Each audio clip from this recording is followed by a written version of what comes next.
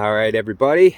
So today we're working on a late 80s SkiDoo Safari 377. Not sure the exact year.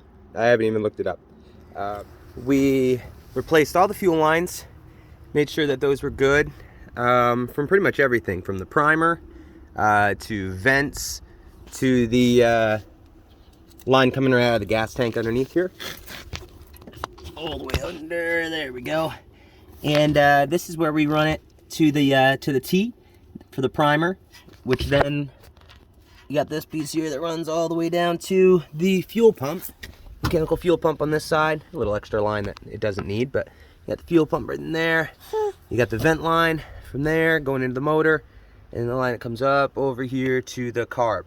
So I was not getting any fuel pumping through the fuel pump down at the bottom there, and I couldn't figure out if it was because of the vent line, which can happen at times if it's not a vacuum line rather. I couldn't tell if it was not properly vacuuming or not. So anyway, took the easy piece there was just to take the fuel pump off. Took that right off there, 2 screws, simple as that. Unscrewed everything, and then you can take it apart with 4 screws after that on the top side, which you can even see those screws from here on the top of the fuel pump itself. 1, 2, 3, the other one's behind that vacuum line there, and just cleaned it up. Now there was a lot of corrosion in there. This sled's obviously been sitting out back someone's house for quite a while. You know, and he said it wouldn't start, wouldn't turn over. Just put new plugs, wires, clean the carb, put a battery in it, and honestly the electric start even worked. I did the switch, actually. I'm getting a new switch because the switch just burnt out, but everything's pretty good to go now, and it pumps fuel like it's supposed to. So take those pumps off, you know, while you're checking these types of things. You can get a brand new one for like $15, or just clean them out. And you know, I would typically have a if you need to get it going sooner rather than later, I would get the full kit for it.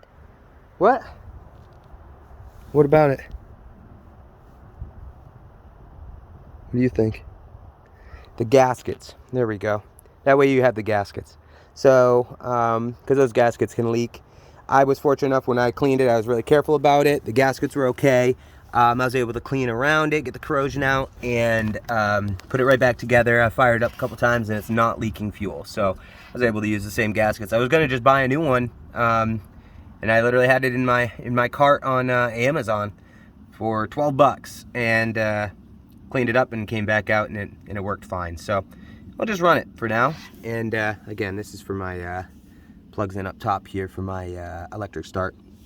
But everything's good to go. So just a thought there, if you're not getting fuel pumping through, I love these lines and only using these lines for things especially like snowmobiles. That way you can know for sure if there's fuel in your lines or not. But all preference. Makes it easy though when diagnosing something.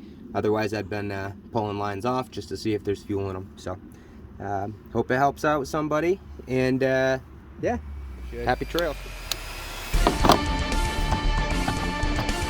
Stuck it up there.